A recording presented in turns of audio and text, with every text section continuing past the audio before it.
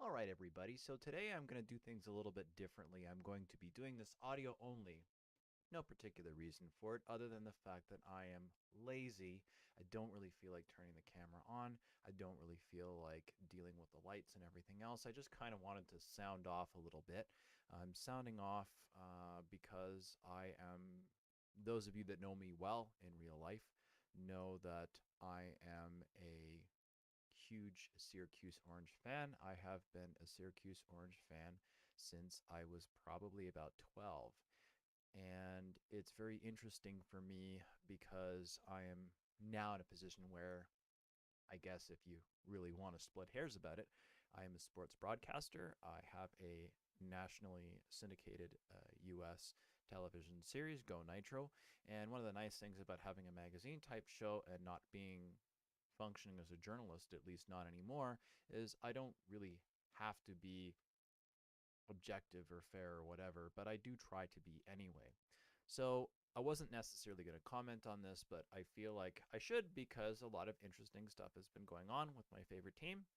And I think I would be remiss as a athlete, both as an athlete as well as a sports enthusiast and a fan of the Syracuse Orange and college ball in general, not to comment on it because I do have some thoughts. And I mean, the thing about opinions, they're like assholes. Everybody has one. So, those of you that have actually been following anything, is that, well, basically, Jim Boeheim is out. He is no longer the coach for the Syracuse Orange for the men's team, which is unbelievable because there was a lot of back and forth for this going on for quite some time.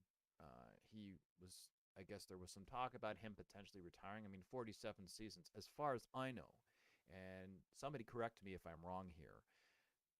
As far as I know, Boeheim is single handedly the coach that has the longest string as head coach in collegiate history, possibly the history of any sports team, any basketball team, or maybe any team that ever lived at this point. I mean, 47 years as head coach for any kind of a sports team is absolutely phenomenal. That is an unbelievable run.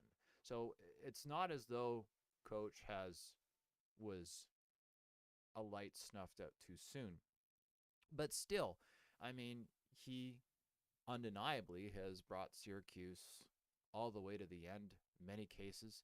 And in the obviously 2003 was, they took home, they won the NCAA tournament and finished everything up in March Madness. And they've got close a number of times. It's a little hard for me to watch as a fan, honestly, because of seeing how close it's been. But the last couple of years, Syracuse has struggled. And I mean, it's very easy to point the finger and blame the coach. There's a lot of moving parts, and it is an imperfect process. And it's interesting seeing a lot of the back and forth here with some of this stuff. I mean, I'm just gonna I'm just gonna sit here and and go through some of the articles here. I mean, here's an interesting, okay, this is a subscriber exclusive. It's behind a paywall. So I'm just going to go on to, this is kind of interesting. So Jim made an appearance on the Dan Patrick show, and according the official story that he's given is that he was, quote, 100% ready to retire and had a year left on his contract. I don't know how much truth there is in that because I remember not that long ago he was going on about how, well, it's entirely up to me, how long I want to stay. And then there was that game against Wake Forest, which, and pretty much right after that, he got the boot.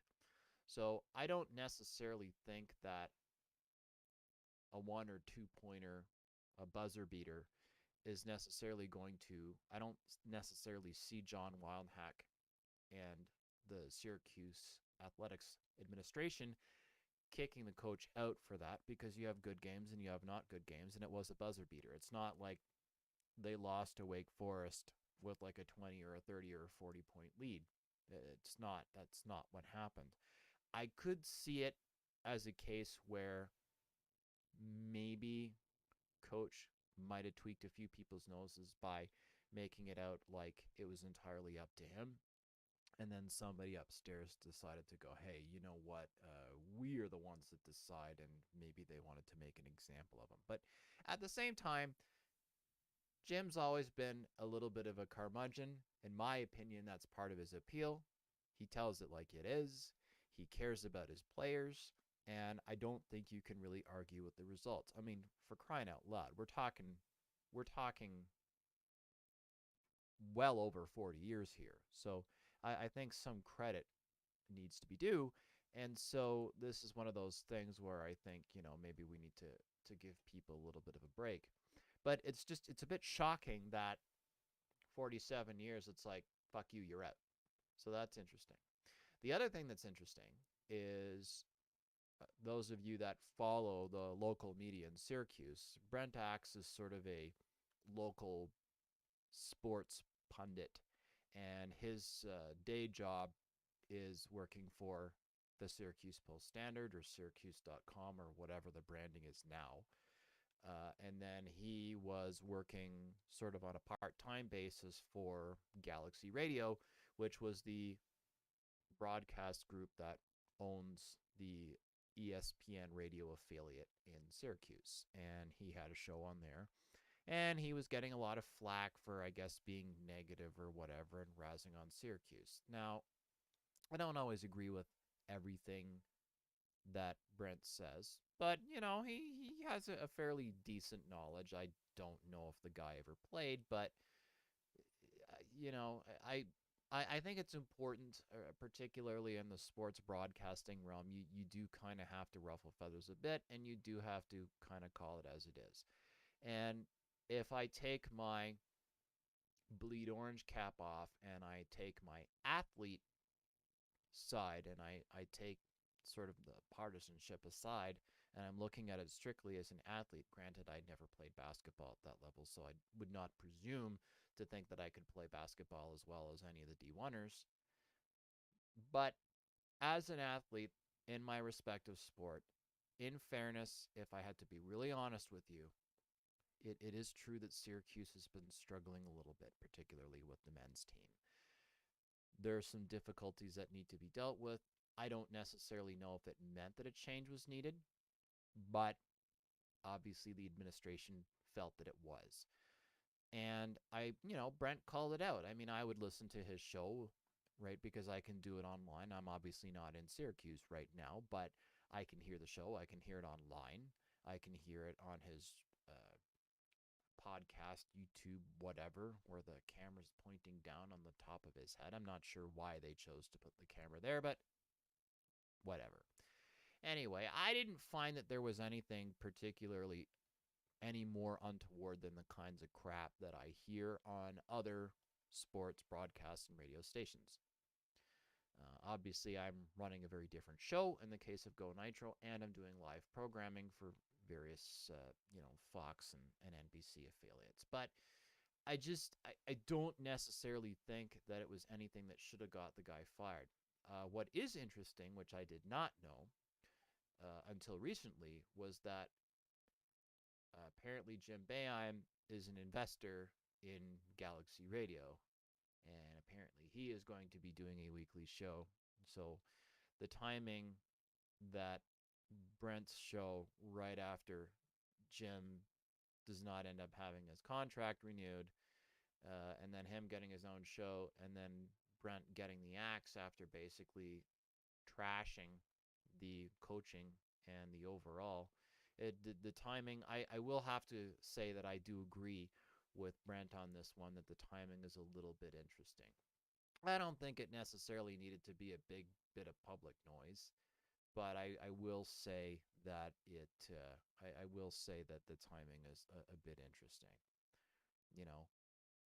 Investor in a radio station, suddenly the coach gets fired, which if you listen to Brent at all, he's always razzing about Jim Boeheim all the time. He's been going on about this for a couple of years. Oh, well, Syracuse, they need to make some changes, and the coaching is terrible, and this and that and the other thing. Well, congratulations, Brent. You got what you wanted. And it'll be interesting to see how Red is. He's the assistant coach and now is the head coach. I think it's going to be very interesting to see what he has to to offer. I'm excited to see what happens with this. But it's interesting because you don't generally see this kind of drama. You don't generally see this kind of drama to this degree, at least for broadcast on Syracuse. There's plenty of drama behind the scenes, but it doesn't usually. The pissing contest doesn't tend to spill out. When I was dealing with Syracuse for various things, what was it? I mean, there's some well-known. Anybody that works in media and all, there's a couple of well-known little pissing contest rivalries or whatever you want to, however you want to slice it. For example, the Post Standard has always had a little bit of a swinging dick contest with WSYR, which is the Nexstar owned ABC affiliate in Syracuse. Now, I don't know what it is with those two entities, but the two of them, they're always kind of taking shots at each other. So that's one that, but again, you either have to be working in the media or you have to have some kind of a background in it to know that. I mean, Joe Schmo public is not going to have any idea about any of this. So it's interesting to see it sort of spill out into the paper, right? Because Brent's day job is at the Post Standard or Syracuse.com. I mean, I'm just going to say the Post Standard because I've seen his articles in the print edition many times. Obviously, I'm not in Syracuse right now, so I'm sort of relegated to reading stuff online on Syracuse.com, and his official bio on Twitter says Syracuse.com. But to me, it's the Post Standard, and that's just sort of the way I'm just going to deal with it for purposes of just simplicity. It's interesting that these kind of conspiracy theorist type of articles with the various conjecture and everything wind up in the paper about Galaxy Media and that. And then the other thing is the owner of Galaxy Media, he's posting stuff on Facebook when he owns the station. It's interesting to see this whole thing that's very public. But the bottom line is what's interesting is Boeheim is out. His contract is not being renewed after 47 years, which again is a phenomenal run. It's an absolutely phenomenal run. There's no two ways about it. But at the same time, it's also interesting that you've got this kind of swinging dick contest or whatever you want to call it between Galaxy Media and the Post Standard and all of this stuff, and also in regard to Brent getting, no pun intended, the axe. He's a pretty good political pundit. I don't know what his athletic background is, but he's interesting to listen to. He's entertaining to listen to. He is, I would say as an overall broadcaster, I'd say he's very good. I'd like to hear a little less ums and uhs and mitigating speech, but that comes with time. He's a he is a journal. He's a sports journalist. He's a newspaper guy, and it takes a while to find your feet with radio. I mean, I worked in television for years and years and years and years and years and years and years and years, and I had made the switch to do some commentary and stuff on television. And if you look at some of my early television, just because you're good at television does not necessarily mean that you're good on television. And that takes time, right? You become more and more comfortable and you become more natural and you become more aware how you come off as time goes on. So the first couple of times I appeared on television, I can't even watch it now because it's terrible, right? It's not necessarily a natural thing. There are some people that are natural at it, but for the most part, it takes time. And then you become more polished, and then as you do it more and you sort of start to kind of get used to it, you become better at it. It's just the natural order of things. And that is one of the reasons that I enjoy doing I'll come on and I'll do these kinds of live casts, these sort of live streams. And I also will go on camera and do the odd live stream. And I enjoy doing commentary with the video games, even though it's technically a professional channel. It These are all things that help me become more polished, because I do have to do a fair amount of television appearances. I have to do more and more of them, because usually when Go Nitro or one of the other shows that I'm doing goes on a new station in a new market, then obviously you need to promote it. So oftentimes I'm the one that goes on the morning shows and says, and they go, oh, well, we have this new show, Go Nitro, and it's running in Rochester on Fox Rochester. It starts May, blah, blah, blah. And today, this morning, we have Corey Carlick and da-da-da. And then basically I have to sell it. I have to sell the show, so to speak, right? It's broadcasting, so if I look like I'm reading off of a teleprompter, hello, I think you should watch my show, doesn't really work very well. So I think that Brent has gotten a lot better over the years. I think his on-air presence has gotten a lot better over the years, and I would like to see him return to the airwaves in one capacity or another. I mean, I do think that it would be a good idea for him to do a sort of a podcast. I also think it would be a good idea for somebody to give him a TV show. Although the Syracuse market is fairly limited, I don't really know where they're going to put him. I mean, to give you an idea, I technically have cleared Syracuse, which was the Fox affiliate, but as far as I know, I don't know how many times the show is aired, because the show airs as needed.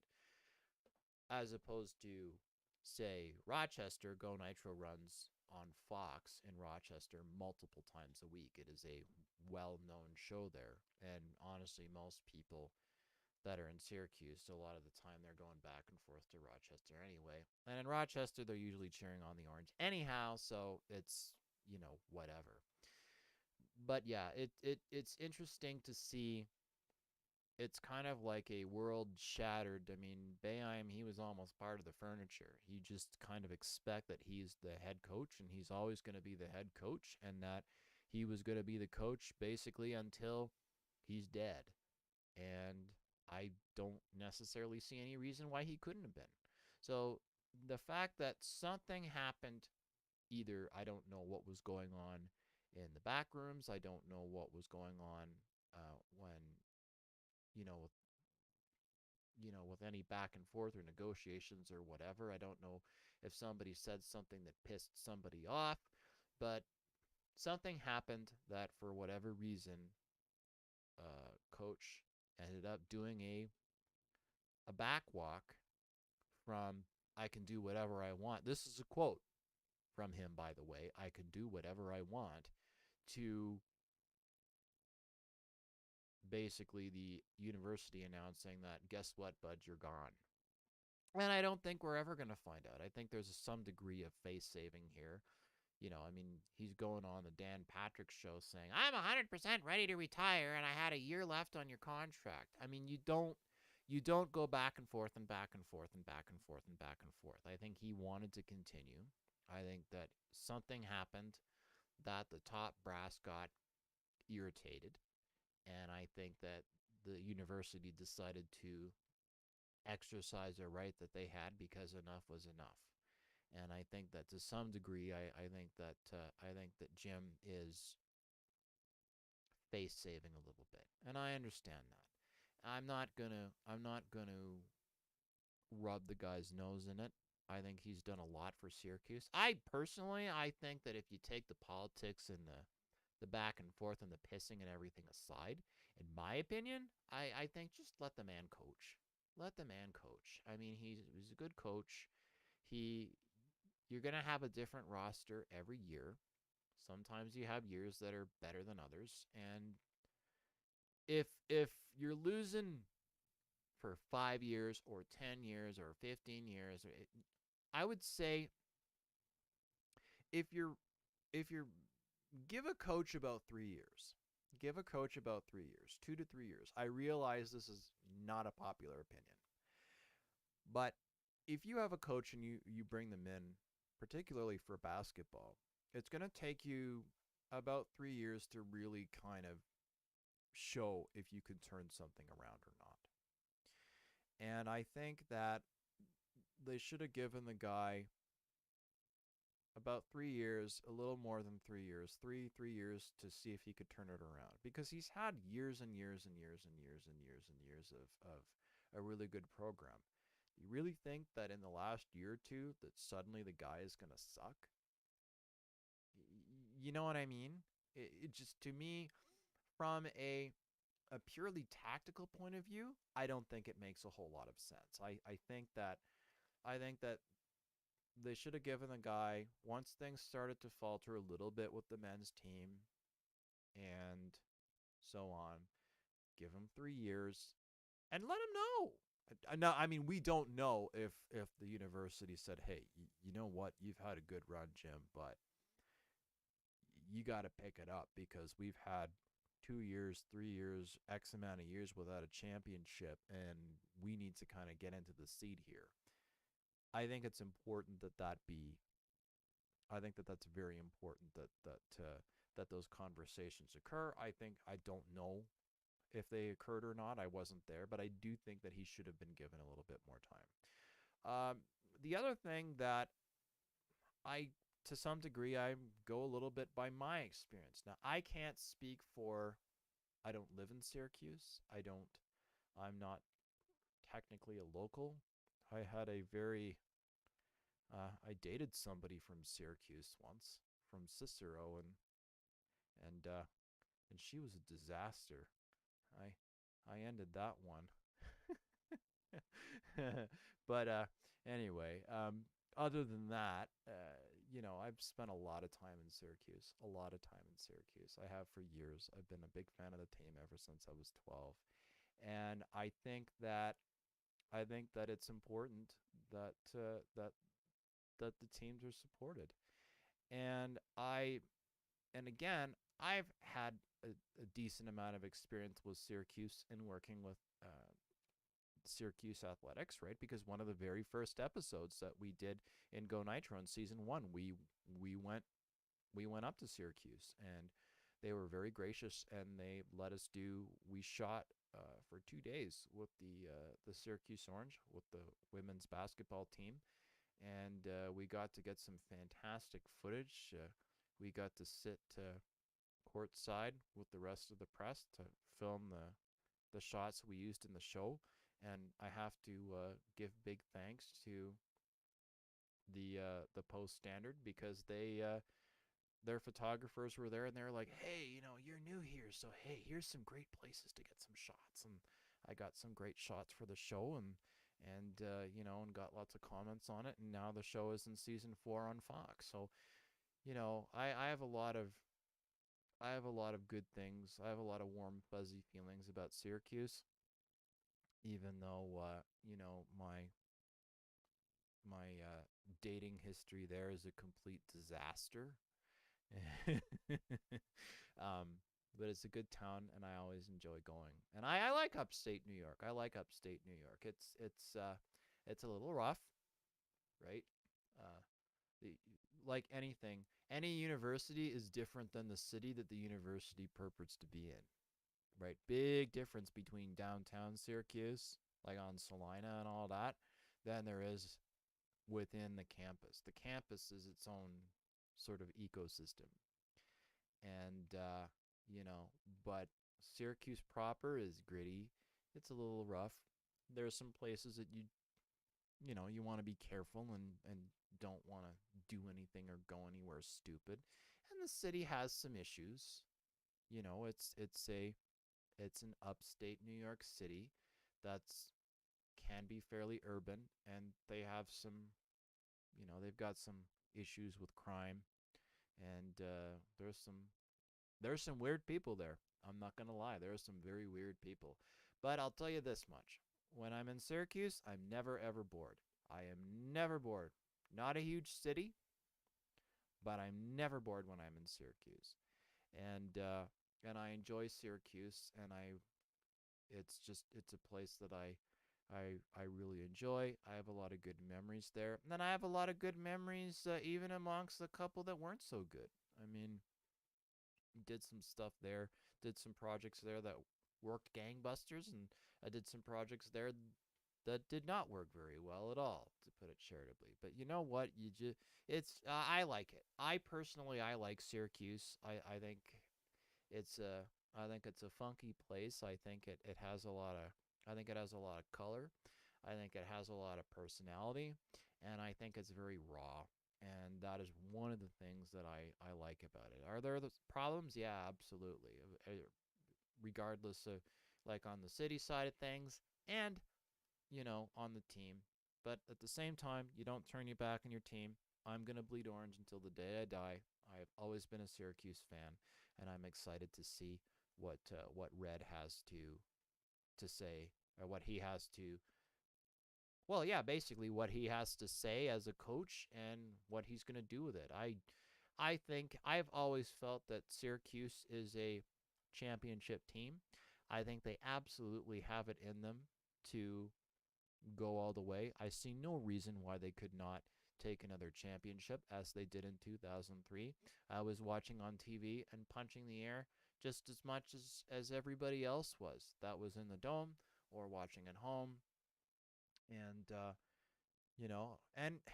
and again, in the last couple of years, it's been a little rough in the last couple of years, but it's not as though Syracuse got knocked out a long time ago. I mean, we are getting close to the seed time. So it's not, I mean, yes, it's they're not exactly number 1 right now, but it's not like they're way the hell at the back either. There is no legitimate reason why Syracuse cannot go all the way. There is no legitimate reason why Syracuse cannot take another championship. The talent is there. The coaching ability is there. The history is there. And one of the things that Syracuse has always had, that they've always had going for them, is their backcourt. They've always had a strong backcourt. And I remember even when we were shooting the episode of Go Nitro, the one thing that the athletics department kept saying, "Oh, you can kind of, like, just, yeah, America's best backcourt. We want Syracuse to be known as America's best backcourt." I'm like, "Hey, that's a great tag, America's best backcourt," and we used it. But it's true. I mean, Syracuse has always had an excellent, excellent, excellent backcourt, and and when I played basketball, I was a point guard. That was the position I played because I was too damn short to play any other position at 5'10" or 5'11" or whatever it is. The older I get, the more I shrink. So we'll just say 5'10" for shits and giggles. So I have a lot of respect because as a point guard, again, I didn't play at that level. I would never have been a D1er. If I'd put everything I possibly had into it in grade school and high school, maybe possibly I could have maybe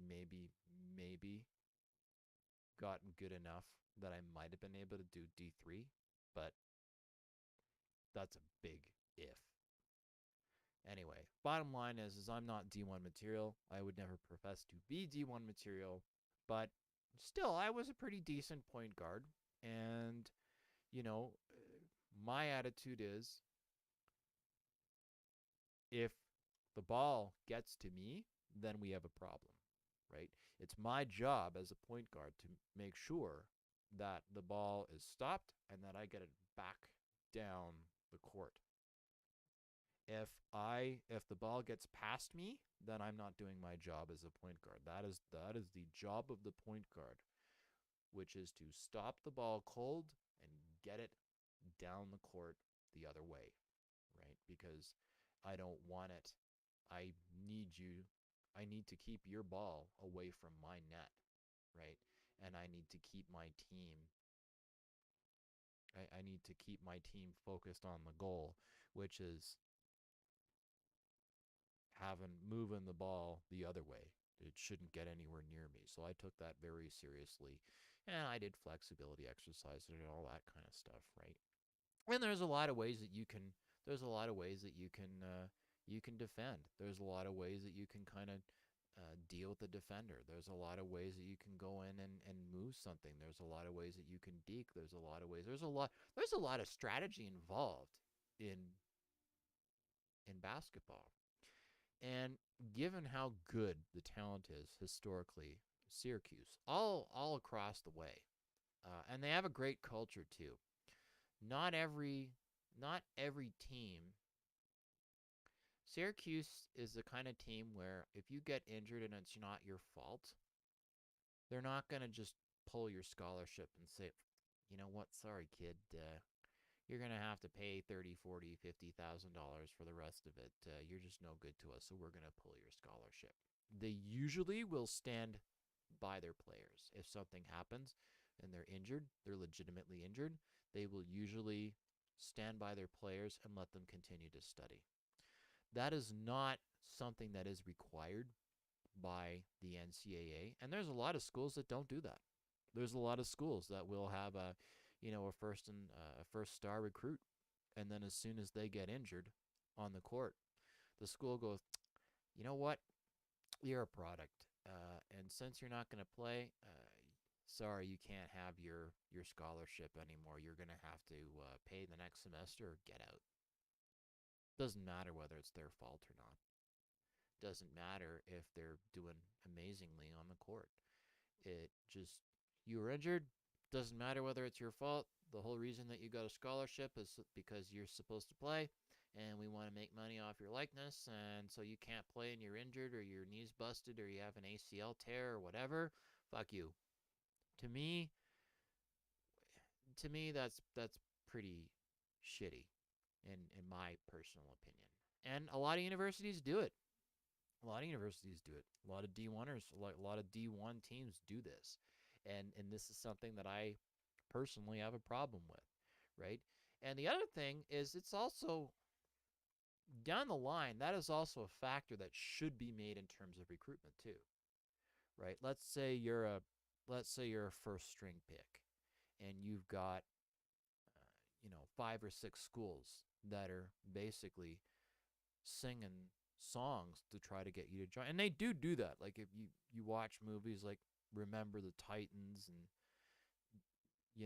these kinds of inspirational movies where you've got these high level coaches and people from the athletics department from these major D1 universities going to the kid's house and saying, "Oh, if you come and play for," and really trying to sell. They do that. That is not a Hollywood exaggeration. If you are a star recruit and you have a number of different teams that are trying to convince you to join, they will fly out to your house and wine and dine you and your parents and tell you how wonderful the school is and why you're the best thing since sliced bread. The schools will compete to try to get you to join because they want you on their roster, because they want to be the ones that make the announcement. And why shouldn't they, right? It's good to kind of get out on bended knees sometimes and say, "Hey man, we think you're great. We want you as part of the team," and they're doing what they need to get stuff done. But one of the considerations that I think needs to be made, is that how are you going to be treated once you get on that team? How are you going to be treated? So let's say you have 2 schools. They're both identical in every way. Maybe the stats and the history of the team are more or less the same. But then you have one team that if you get injured, they're just going to say, "Hey, you know what? Sorry, kid, pull your scholarship," and then you can't finish your education because you can't afford it, because it's the whole reason why you got a scholarship, versus a school that will stand by their players, right? Not everybody that is playing in college is going to get drafted into the NBA or the NFL or what have you. That's not a given. Much like life, tomorrow is not promised. And so there are different, if you're smart, and I mean, I made an, honestly, who didn't? When you're 16, 17, 18 years old, right? And you're getting all kinds of attention and you're doing, and you've got universities that are coming up after you, you you have a lot of stimulus that you are trying to process. And it's not always easy. And so you might not necessarily be thinking about how you're going to be treated when you're recruited. But the thing is it is an important consideration. So if you have the foresight to think of that at 16, 17, 18 years old before making a decision as to what team that you're going to commit to, that is a big primo consideration in terms of who to pick. And so when you have a team, when you have a school that is going to stand by their players in a way that the NCAA does not necessarily require, but it's just an honor thing, that also says something about sportsmanship. And I have to tell you that when you go and then I'm fortunate enough in my line of work doing sports for television that I get to work with different sports teams at all different levels, and I get paid for it. That's what I do. I get paid to do sports broadcasting, and I get paid to train, right? And that's, to me, that's just awesome, right? I think it's fantastic. But what that does is when you go to different universities in different states and provinces and that sort of thing, you do kind of get a distinct vibe from each community.